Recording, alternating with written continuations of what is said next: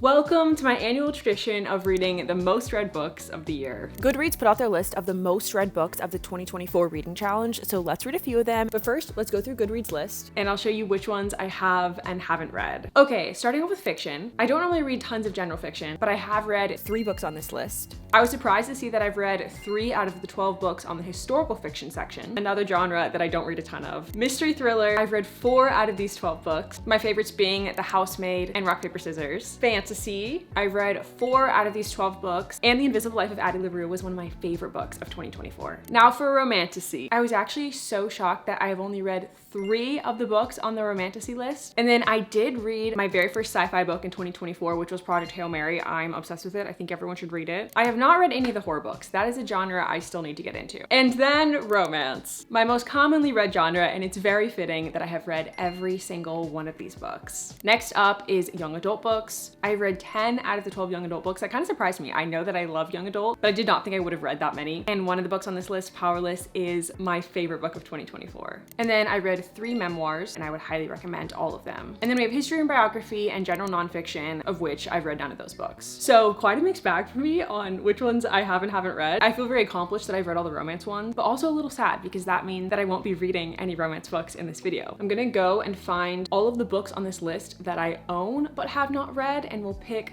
3 out of those books to read in this video. And then at the very end of the video, I also want to answer the question of, are these books worth the hype? Did they deserve, in my humble opinion, to be bought and read that many times in 2024?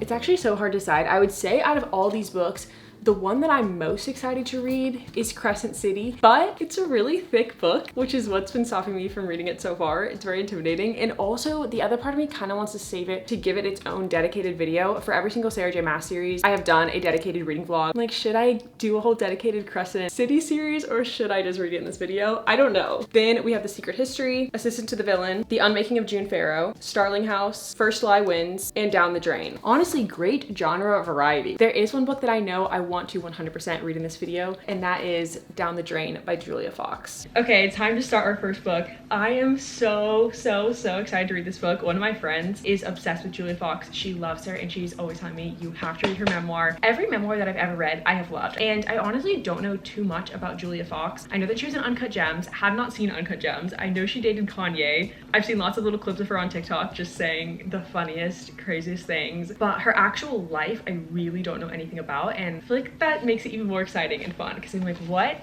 am I in for with this book? I have no idea. Okay, let's start it. Why am I kind of scared? I'm like, what am I getting into? Oh, also, I made a little mini December TBR using like random prompts, and one of the prompts I got was a book with the best closing line. This was the book I picked because the closing line is so funny. I have to read it to you. It's not a spoiler, so don't worry. It says, but now everyone is wearing latex. That feels like the most Julia Fox line to ever exist.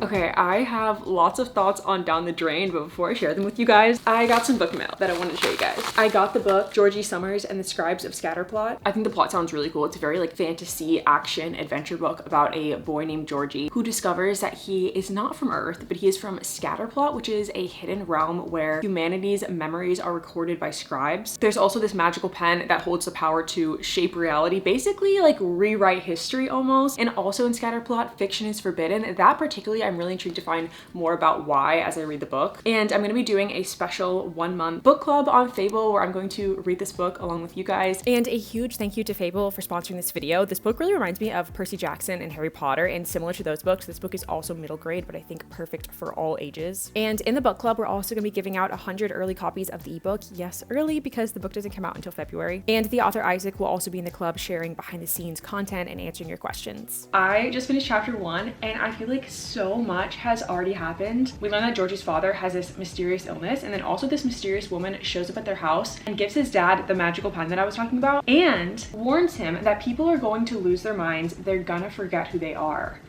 So I'm like, that sounds very high stakes. And then something that's also really cool about this book is there's this interactive code breaking element in the book, and the first 5 people in our club to crack the code will win a prize. And only the first edition of the hardcover includes the code breaking element, so if you don't win the giveaway, I would highly recommend pre-ordering the book. It's only $11, which I think is a great deal for a new release hardcover. So if you want to read this book along with me and the author, click the link in my description to join the free book club, and all you have to do to enter the giveaway is comment in the kickoff room. Okay, let's get back to Down the Drain.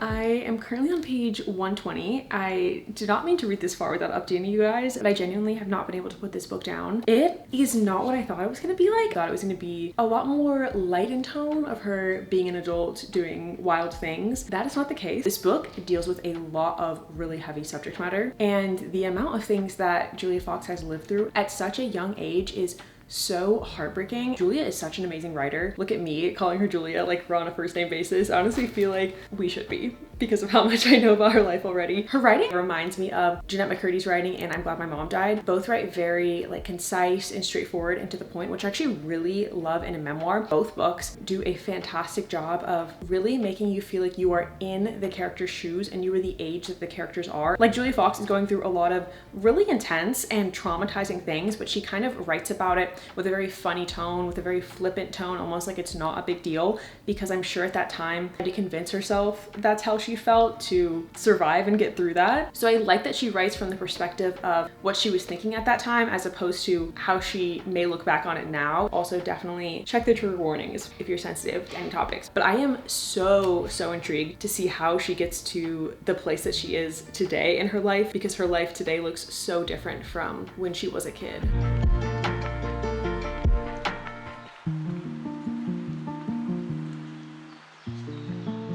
Hello, it's the next afternoon. I'm on page 268 in the book. When I tell you this book is literally so hard to put down, the sentence I just read is a great example of it. We're at the part in her life where she got the part on Uncut Gems and they have done the filming for that, and they're at the night of the wrap party, so I'm like, okay, now is like a pretty good stopping point. And then she finishes this section by saying, there's a single photo of me in a corner talking to a really gorgeous, tall, well-dressed Russian man who I would go on to marry less than 2 months after that night.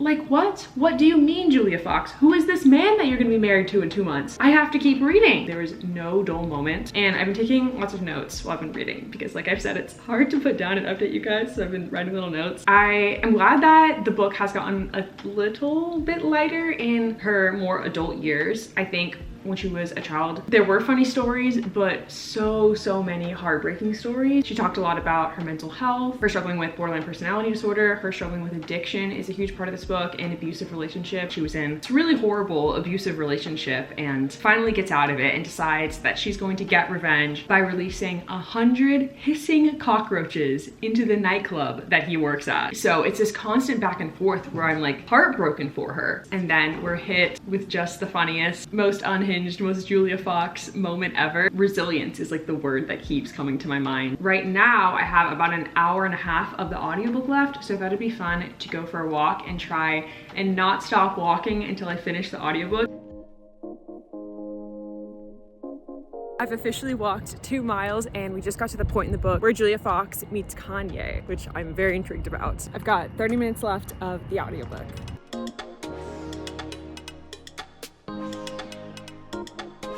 I just got back from my walk and I finished the book. I walked just under 4 miles. The book was so good. I'm gonna say 4.5 stars. I think this book just really surprised me. Like I said, I didn't really know much about Julia Fox and I can now say I'm a fan. I want to watch Uncut Gems now so bad.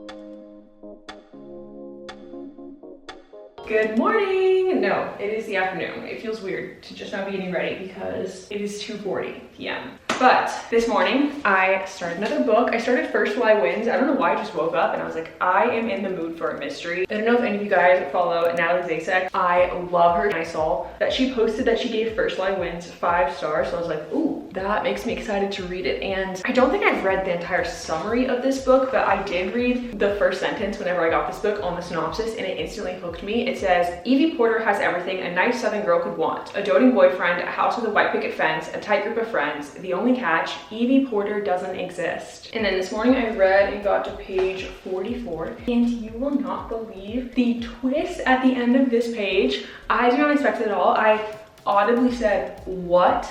when I read it, which feels very dramatic. It really did shock me. That makes me excited because a common thing I find in mysteries that I don't like is the ending is really good, but everything until the ending feels like we're just waiting for the ending. I want my mysteries to have lots of like plot twists and turns and things throughout the entire book, not just at the end. So the fact that we have a big twist so early on in the book makes me excited. And we also got the title in the book. I love when books say the title. Our main character is lying about her entire life to her boyfriend, and she's just now meeting his like friends and family, and has this like whole fake persona, like it said in the synopsis, Evie Porter doesn't exist, and we don't know why. She says the key to lying is that the first lie has to win. The first lie has to be the biggest lie. And her first lie is that this big tragedy happened in her family, so then everyone feels awkward and feels bad for her, so they stop asking questions, which makes it easier to lie if people aren't asking many questions about you. Just thought that was kind of fun. Pro tip, if you're ever trying to con people, don't do that. Lying is bad. Anyway, I think I'm gonna switch to the audiobook now because I'm planning to visit Danny's family. Danny's already there. He went earlier this week. Before I leave, I need to pack. I need to finish editing this thumbnail. I need to clean, and I need to get Luca all set up for the cat sitter. So kind of a lot to do. Gonna queue up the audiobook and try and check off this to-do list.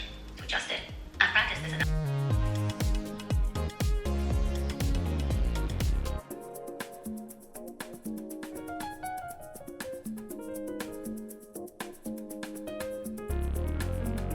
First task complete.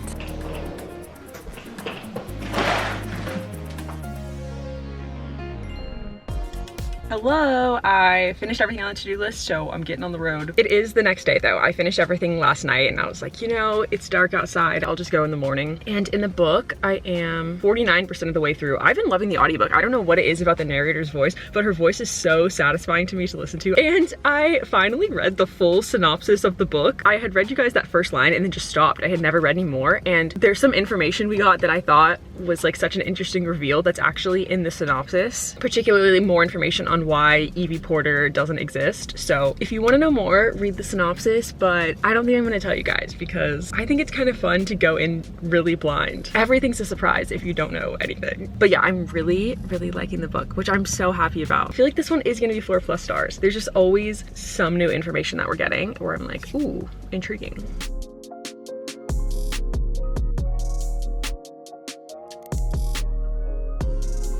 I am back from visiting Danny's family and I finished First Lie Wins. I really liked this book. I'm gonna give it 4.25 stars. The ending was so good. I never saw the twist coming. Like I was saying before, I just love how many like twists and surprising moments and clues we got throughout the entire book. And I felt so invested in Evie, and her job was so fascinating. I won't tell you what it is because you should just read and find out. And I don't know why, I feel like it's rare for me with mysteries to feel like really invested in the characters. Like I was saying before, I feel like a lot of times I am just kind of like reading the mystery for the twist, but I loved like every second of this book and the characters. And I was also looking through my GoodReads reviews, and this is my highest rated mystery standalone book from the last year. So would very highly recommend it. As you can see, it's one of my favorites.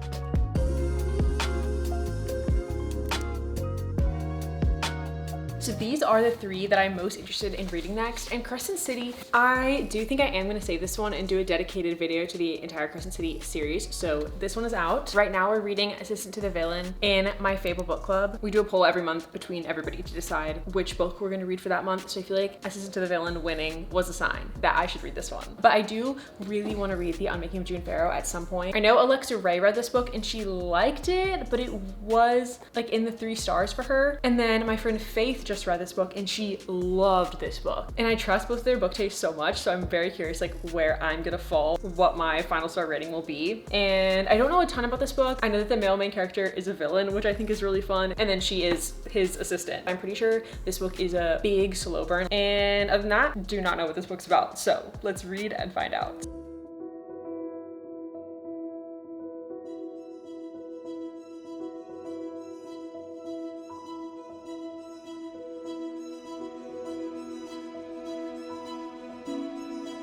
I just finished the prologue. I am I'm intrigued and conflicted. It's very kind of like silly, goofy humor style. I don't think I've ever read a book that is this kind of like silly, goofy. It really reminds me, and I've heard people say this before, of the movie Princess Bride. It is exactly like the style of humor of Princess Bride. It also kind of reminds me of the show My Lady Jane, again with like the humor style and also the kind of silly, goofy fairy tale vibe. On the one hand, it is really fun and unique writing style and humor, but it feels almost like 50% silly, goofy, giggly, and 50% a little cringy. So I'm only 16 pages in, going to keep an open mind, but I don't know what my thoughts are going to be.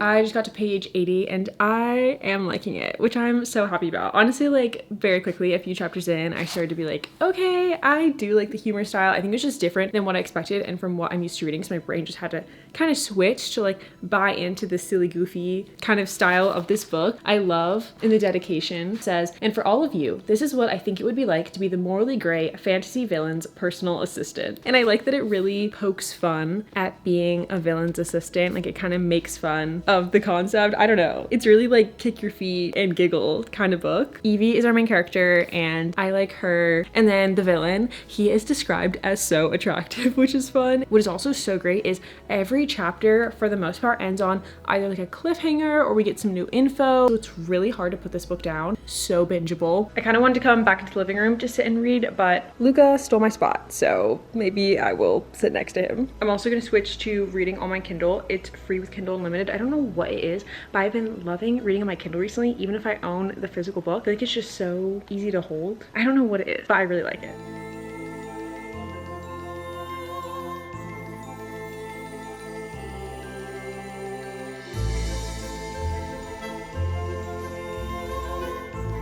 Good afternoon, it's the next day and I'm on page 235. I think my favorite part of this book so far, like I said, the humor style grew on me and also the characters. I love Evie. At the beginning, she seems like she would be very like sweet, innocent, very much just like unapologetically herself all the time, like speaks whatever she's thinking, which is very fun. But I feel like she has had like a great arc and we've seen little snippets of this other side of her, especially as she's worked with the villain longer and longer, where I could see her having a moment where she, I don't know, gets revenge on someone or just has her own little mini villainous streak. I feel like that'd be so fun. And then same with the villain, like he seems very brooding, mysterious, you know, villainous, grumpy. But we've also gotten to see his heart soften and him to like make friends and start to make jokes and like smile. And I just love, love, love the moment when a grumpy character starts to soften. It always reminds me of that moment in The Grinch where it's like, and then the Grinch's heart grew 3 sizes that day. That's like how I picture the villain's heart. Like every time he smiles, I'm like, his heart is growing. My only complaint so far, and this is a new complaint, is it is starting to move a little slower. We have 2 main plots. The main one is that there is a traitor within the villain's empire. Someone is trying to take him down. So that's been super fun. But we haven't gotten that much progress in that plot line recently. And then same with the romance. I feel like it's also plateaued. I think I have like 100 pages left, so it would be great to finish it now. And I think I'm gonna switch to the audiobook because I cleared everything off my bookshelves. They've been decorated for Christmas and it's like almost mid-January, so it is time to take down all my Christmas decor. Okay, let's decorate.